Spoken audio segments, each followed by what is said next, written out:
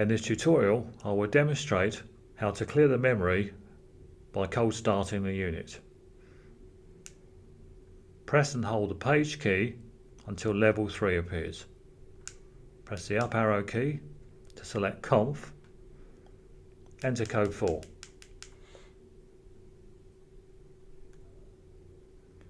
Press the page key several times until access appears.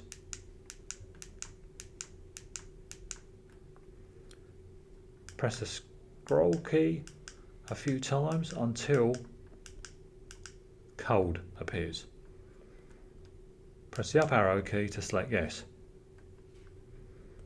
Press the page and the scroll keys together to bring it back to conf go to and select a level such as level 1. The instrument will reboot and quick start will reappear. You can now enter or re-enter your parameters you wish to configure to.